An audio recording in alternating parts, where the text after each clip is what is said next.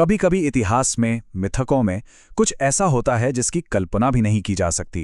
जैसे कि एक ऐसा वक्त जब सबसे शक्तिशाली, सबसे अजेय माना जाने वाला अस्त्र टूटकर बिखर गया। और कमाल तो ये है कि उसी टूटे हुए अस्त्र से एक देवी का जन्म हुआ। अब सवाल यही उठता है कि क्या सच में ऐसा हो सकता है?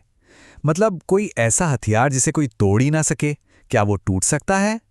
सुनने में तो ये बिल्कुल नामुमकिन सा लगता है ना? पर यह हुआ था। देवताओं के राजा इंद्र का वो महान वज्र टूट गया था। और सुनिए, ये कोई मनगढ़ंत कहानी नहीं है। महाराष्ट्र का एक बहुत ही रहस्यमयी मंदिर इस अविश्वसनीय घटना का जीता जागता सबूत है। तो चलिए इस कहानी की शुरुआत करते हैं एक भयानक युद्ध से और देवराज इंद्र के उसी टूटे हुए वज्र से। देखिए, ये समझना बहुत जरूरी है कि वज्र कोई मामूली हथियार नहीं था। ये देवराज इंद्र का वो दिव्य और अविनाशी अस्त्र था जिसके एक ही वार से बड़े बड़े पहाड़ तक टूट जाते थे। तो जरा सोचिए, इसका टूटना देवताओं के लिए किसी महाप्रलय से कम नहीं रहा होगा। तो आखिर ऐसी क्या नौबत आ गई थी कि वज्र को टूटना पड़ा? इसकी जड़ में था एक राक्षस जिसका नाम था कलिकूट। इस कलिकूट ने महाराष्ट्र के पूरे इलाके में, आप कह सकते हैं कि हाहाकार मचा रखा था। उसे भगवान ब्रह्मा से एक ऐसा वरदान मिला हुआ था जिसने उसे लगभग अमर बना दिया था। और बस इसी शक्ति के घमंड में वो ऋषि मुनियों और आम लोगों पर बहुत जुल्म ढा रहा था। यहां पर शक्ति का संतुलन पूरी तरह से बिगड़ चुका था।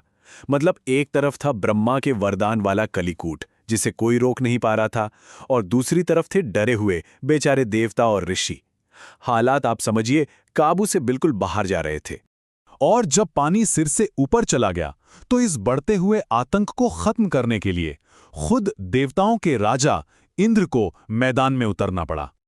और यहीं कहानी में एक ऐसा मोड़ आता है जहां सबसे बड़े विनाश से एक सबसे दिव्य चीज का जन्म होता है।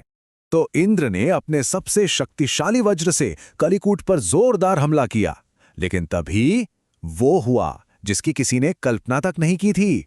कलिकूट ने अपने वरदान की शक्ति से इंद्र के उसी अजेय वज्र को तोड़कर टुकड़े टुकड़े कर दिया। ये देखते ही सारे देवता डर से कांप गए। उन्हें लगा बस अब सब खत्म हो गया। लेकिन कहते हैं ना कि जहां सारी उम्मीदें खत्म होती हैं वहीं से चमत्कार शुरू होता है। उसी टूटे हुए वज्र के चमकते टुकड़ों से साक्षात आदि शक्ति प्रकट हुई, और क्योंकि उनका जन्म वज्र से हुआ था इसीलिए वो वज्रेश्वरी कहलाईं। और देवी अकेली नहीं थी, उनके साथ उनकी दो और शक्तिशाली साथी माता रेणुका और माता कालिका भी आ गईं। फिर क्या था, तीनों देवियों ने मिलकर पलक झपकते ही उस दुष्ट राक्षस का अंत कर दिया और धरती पर फिर से शांति स्थापित की। लेकिन रुकिए, इस जगह की कहानी यहीं खत्म नहीं होती। ये तो और भी दिलचस्प तब हो जाती है जब सदियों बाद ये पौराणिक कथा सीधे सीधे इतिहास से जुड़ जाती है। सोचिए, पुराने जमाने में राक्षस का वध हुआ, फिर कई सदियां बीत गईं। भारत पर पुर्तगालियों ने हमला किया। फिर आई 18वीं सदी जब मराठा सेना उनसे लड़ने की तैयारी कर रही थी, और ठीक तभी उनके सेनापति चिमाजी अप्पा ने देवी से एक मन्नत मांगी। ये थे महान मराठा योद्धा चिमाजी अप्पा, जो पेशवा बाजीराव के छोटे भाई थे। वो पुर्तगालियों के खिलाफ एक बहुत ही मुश्किल और निर्णायक लड़ाई लड़ने जा रहे थे। युद्ध पर जाने से ठीक पहले वो उसी पवित्र स्थान पर गए और देवी के सामने एक वचन लिया। हे मां, अगर मैं इन दुश्मनों को हराकर किला जीत गया तो मैं आपके लिए एक बहुत ही भव्य मंदिर बनवाऊंगा। ये सिर्फ एक मन्नत नहीं थी, ये एक योद्धा का अपनी देवी पर अटूट विश्वास था।